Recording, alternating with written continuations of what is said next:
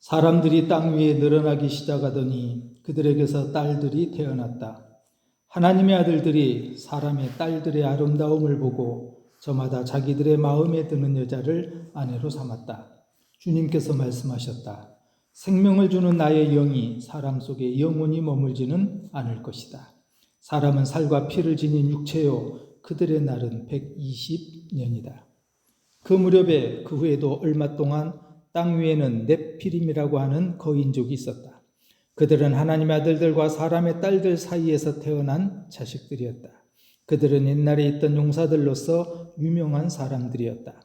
주님께서는 사람의 죄악이 세상에 가득 차고 마음에 생각하는 모든 계획이 언제나 악한 것뿐임을 보시고서 땅 위에 사람 지으셨음을 후회하시며 마음 아파하셨다. 주님께서는 단식하셨다. 내가 창조한 것이지만 사람을 이 땅 위에서 쓸어버리겠다. 사람뿐 아니라 짐승과 땅 위를 기어다니는 것과 공중의 새까지 그렇게 하겠다. 그것들을 만든 것이 후회되는구나. 그러나 노아만은 주님께 은혜를 입었다. 창세기 5장 마지막에 등장하는 노아, 6장, 7장 계속해서 등장하는 노아를 우리가 보고 있는데 오늘 세 번째 시간입니다. 세계적으로 이상기후에 따른 자연재해가 자주 발생하면서 큰 피해를 입고 있습니다. 올해도 여름 장마는 우리 모두가 느꼈지만 예사롭지 않았습니다. 기상청에 전혀 기후를 예상하거나 보도하지 않았는데 어느 날 갑자기 폭우가 쏟아진다든가 하는 그런 경험들을 아마 우리가 직접 하고 있습니다. 언제부터인가 집중호우라는 단어, 또 물폭탄이라고 하는 표현이 자주 등장할 만큼 엄청난 양의 비가 쏟아지는 것을 우리가 보고 있습니다. 지난 7월 15일 또 16일 우리가 살고 있는 이 지역에 시간당 78.1mm의 비가 쏟아졌습니다. 그리고 이 비는 200년에 한 번 내릴까 말까 기록적인 강수량이었다고 합니다. 그리고 10월에도 우리가 살고 있는 이 지역의 평균 262.4mm라고 하는 집중호우가 내렸습니다. 아마 우리가 지나다니면서 봤던 것처럼 도로와 하천, 또 논이, 저수지 제방이 무너지는 그런 큰 피해를 우리가 봤습니다. 또 겪기도 했습니다. 신문 보도에 보니까 어느 마을에 한 분이 이런 인터뷰 기사를 썼더라고요. 마을에 60년 넘게 살았지만 이런 비는 처음이었다라는 내용입니다. 노아 시대에도 엄청난 홍수가 있었습니다. 40일 밤낮으로 쉬지 않고 비가 내려 모든 것이 다 뒤덮여졌습니다. 이틀 동안 꼬박 비가 와도 못 살겠다고 아우성인데요. 노아 시대에 무려 40일 동안 밤낮으로 비가 내렸으니 그야말로 온 세상이 물천지가 되고 말았습니다. 창세기 7장 19절에는 이렇게 표현합니다. 땅에 물이 크게 불어나서 온 하늘 아래에 있는 모든 높은 산들이 물에 잠겼다. 우리가 아마 봐왔던 큰 물폭탄이나 집중호우 이런 것에는 상상할 수 없는 정도의 엄청난 비가 쏟아져 내린 겁니다. 사실 비가 내렸다기보다는 하늘에서 쏟아졌다 또는 땅에서는 지하수가 뿜어져 나왔다라고 하는 것이 정확한 표현일 겁니다. 이처럼 노아 시대에 하나님은 물로 세상을 심판하셨습니다. 여러분, 물은 참 좋은 것입니다. 하나님께서 세상을 창조하실 때요, 첫째 날 빛을 만드시죠. 그리고 두 번째 날 만든 게 물입니다. 처음 세상을 만드셨을 때 지구에는 지구를 덮을 만큼의 물이 있었습니다. 여러분, 저 사진에도 보는 것처럼 우리가 지금 살고 있는 지구와는 창세기에 나오는 하나님이 처음 만들었던 지구는 조금 차이가 있습니다. 이 대기권 위에도 물층이라고 하는 또는 오존층이라고 하는 것이 같이 있었다 그래요. 그래서 그것이 지구를 온전히 보호하고 있었습니다. 그래서 지구로부터 오는 이런 자외선을 막아주고 했던 것이 처음 창조했던 지구 위의 물층입니다. 그런데 바로 물이 쏟아졌다라고 하는 것은 바로 그 지구 위의 이 물총이 노아 홍수 때 그야말로 파괴돼 버린 겁니다. 이후에 인간의 수명은 줄어들기 시작하지요. 노아 홍수 이후에 이 지구의 사계절이 시작이 되고요. 겨울을 맞이하는 인간은 그때부터 조금씩 우리 인간의 수명이 줄어들기 시작합니다. 바로 물층이 파괴된 원인입니다. 쉽게 우리가 이해한다면 우리 농사짓고 있는 비닐하우스를 생각하면은 조금은 비슷한 예라고 할 수 있을 겁니다. 하나님께서 인류에게 심판을 내리신 이유가 있습니다. 우리가 함께 읽지 않았습니다만 5절과 6절에 이렇게 기록합니다. 주님께서는 사람의 죄악이 세상에 가득 차고 마음에 생각하는 모든 계획이 언제나 악한 것뿐임을 보시고서 땅 위에 사람 지으셨음을 후회하시며 마음 아파하셨다. 하나님께서 물로 세상을 심판하신 이유를 설명하시면서요, 죄악이 세상에 덮고 깊게 퍼져 있었다 이런 말씀을 합니다. 죄악만 세상에 퍼져 있었던 것이 아니라 사람들의 마음은 항상 악할 뿐이었다라고 말씀합니다. 이렇게 세상이 죄를 짓고 타락했기 때문에 하나님은 물로 심판하실 수밖에 없다는 겁니다. 처음 사람 아담과 하와가 하나님과 같아지려고 하는 그런 유혹에 속아 죄를 짓지요. 그래서 하나님의 낯을 피해서 동산나무 뒤로 숨습니다. 하나님으로부터 멀어진 거지요. 하나님의 얼굴을 피하려고 했던 겁니다. 아담과 하와가 낳은 첫 아들 가인도 아벨을 죽입니다. 죄를 짓고 난 후에 가인의 행동도 보면은 하나님을 떠나 에덴 동산 동쪽으로 가버립니다. 안타깝게는 가인이 하나님 잘못했습니다 하고 그 자리에서 용서를 구했더라면, 그러나 가인은 그렇게 하지 않습니다. 하나님을 피해 동쪽으로 가버립니다. 여러분, 노아 시대도 우리가 지난주에 봤습니다만 노아의 아버지 라멕의 시대 사람들은 하나님을 완전히 잊고 살았습니다. 아담과 하와, 가인, 라멕의 시대.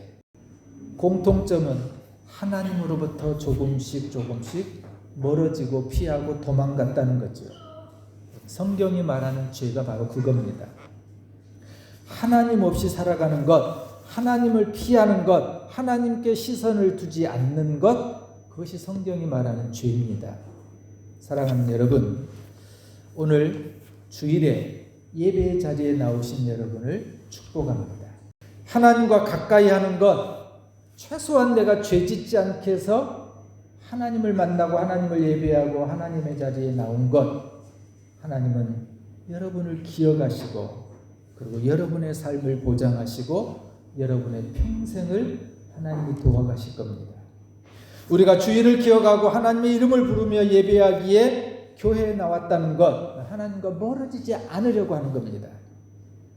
이렇게 있으시는 사랑하는 여러분, 그래서 죄 짓지 않기를 그렇게 버티고 견디며 믿음으로 살아가려고 애쓰시는 여러분은 하나님께서 늘 은혜로 함께하여 주실 줄로 믿습니다.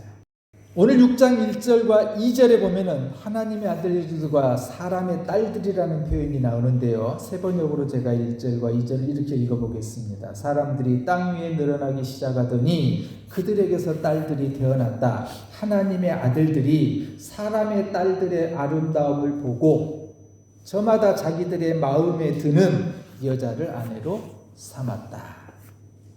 하나님께서 하나님의 모양과 형성대로 사람을 지으셨죠. 창세기 1장 27절이나 5장 1절에 보면요, 맨 처음 하나님이 사람을 만드실 때 당신의 모양, 당신의 형상대로 만드십니다.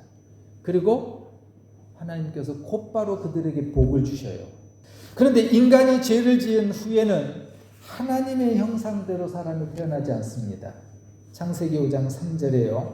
아담은 130살에, 중요한 단어가 나와요. 아담은 130살에 자기의 형상, 곧 자기의 모습을 닮은 아이를 낳고 이름을 셋이라고 하였다. 하나님이 처음 사람을 만드셨던 표현과 죄 짓고 난 이후에 인간이 자녀를 낳는 모습이 전혀 달라집니다.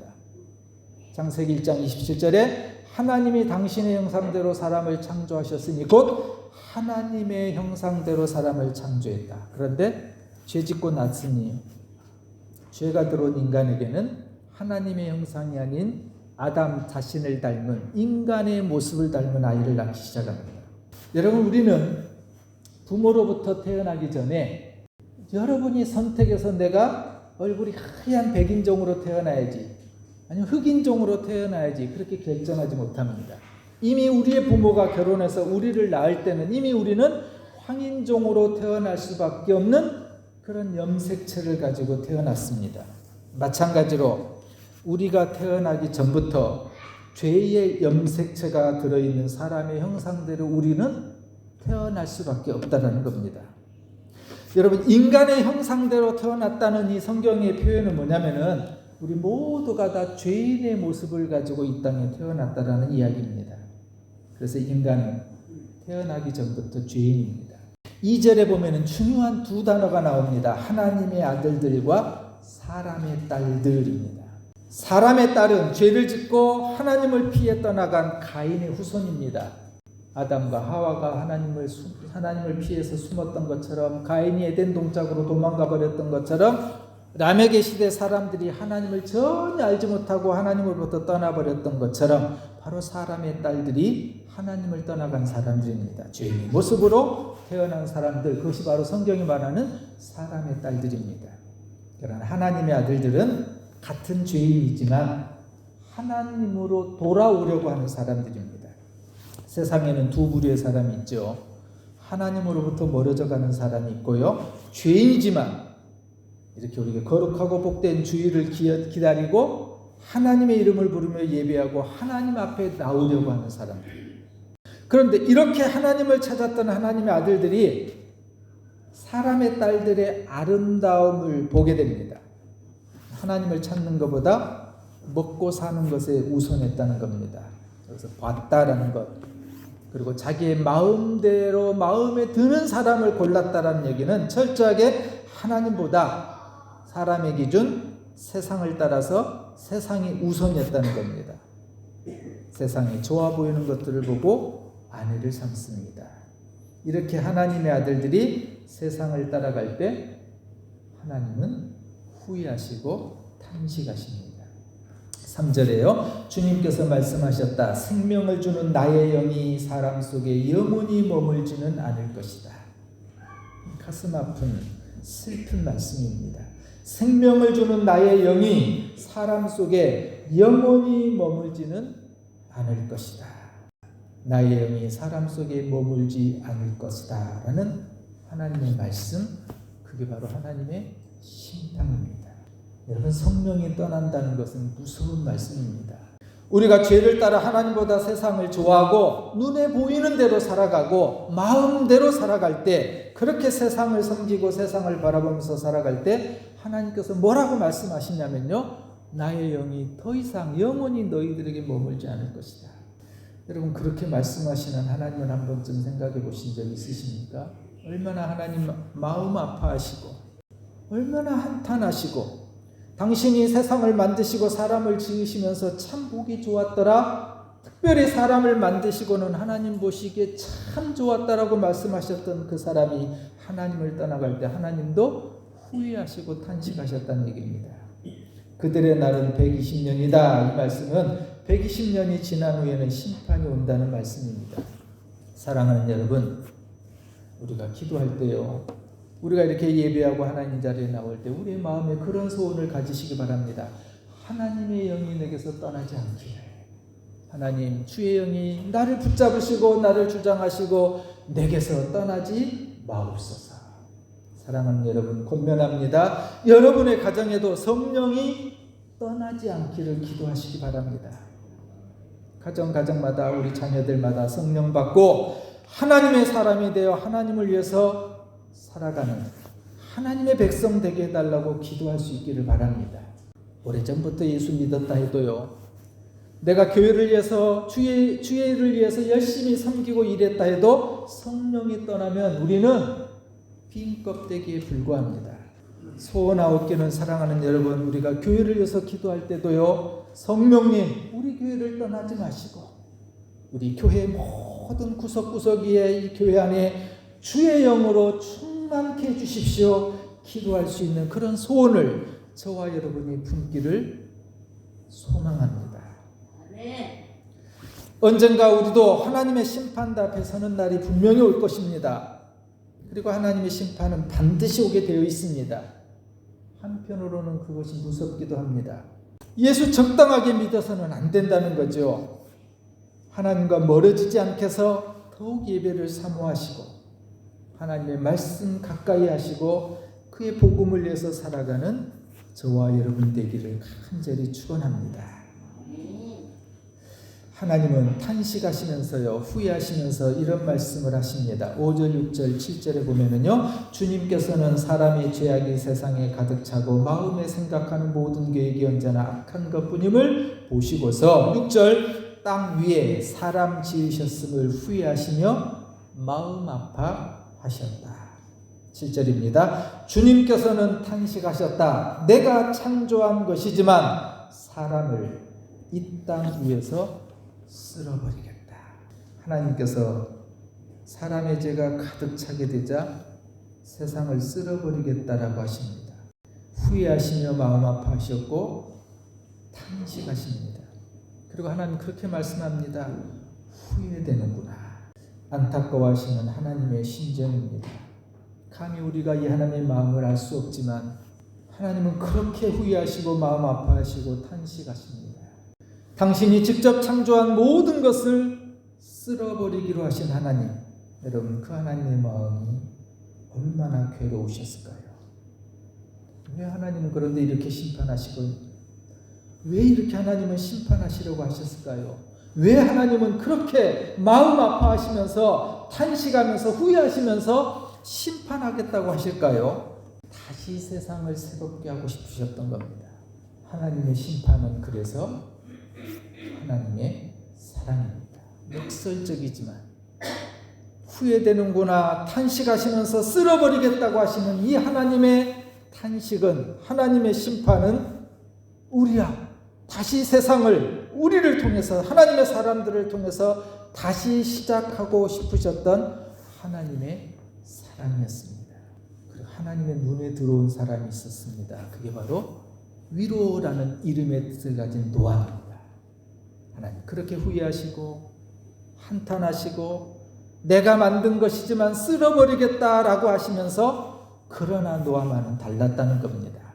세번역 성경이 그러나 노아만은 주님께 은혜를 입었다. 메시지 성경에서는요, 그러나 노아는 달랐다. 하나님은 노아를 보는 것을 좋아하셨다라고 번역합니다. 무서운 심판 가운데서도 하나님은 노아 한 사람을 살리고 싶어 하십니다. 하나님은 노아와 그 가족을 살려서 다시 세상을 새롭게 시작하고 싶었던 겁니다. 그래서 하나님은 사람을 찾았고 하나님의 눈에 들어온 사람이 다름 아닌 노아입니다. 노아는 주님께 은혜를 입었던 사람이기 때문입니다. 노아는 달랐습니다. 세상이 다 죄를 따라가고 세상이 다 자기 하고 싶은 대로 세상이 다 마음으로 죄악으로 가득 찼던 시대에도 노아만은 달랐습니다. 하나님은 그 노아가 보고 싶었고 그 노아를 찾았고 그 노아를 통해서 심판을 통해서 새롭게 하나님의 일들을 시작해 가십니다. 물이 가득 차면 결국에는 넘치게 되지요. 쌓이게 되는 죄는 결국 그 죄로 말미암아 심판의 마지막 날을 우리도 맞이하게 됩니다. 우리가 앞에서도 살펴봤던 것처럼 사랑하는 여러분, 죄는 다름 아닌 하나님과 멀어지는 겁니다. 내가 세상에서 악한 어떤 범죄 행위를 한 것, 그것이 죄가 아니라 성경이 보는 기준, 가장 먼저 우리를 판단하시는 죄의 기준은 내가 하나님과 얼마나 가까이 있고 내가 하나님을 얼마나 의식하고 내가 하나님 앞에 얼마나 발버둥치면서 살아가려고 애쓰는지, 주의를 성수하고 말씀을 사모하고 예배를 사모하고 주 안에 살아가려고 하는지, 바로 하나님이 그 기준을 가지고 우리를 보고 계시다는 사실입니다. 시편 51편 10절에 이렇게 다윗은 노래합니다. 하나님, 내 속에 깨끗한 마음을 창조하여 주시고 내 속을 견고한 심령으로 새롭게 해주십시오.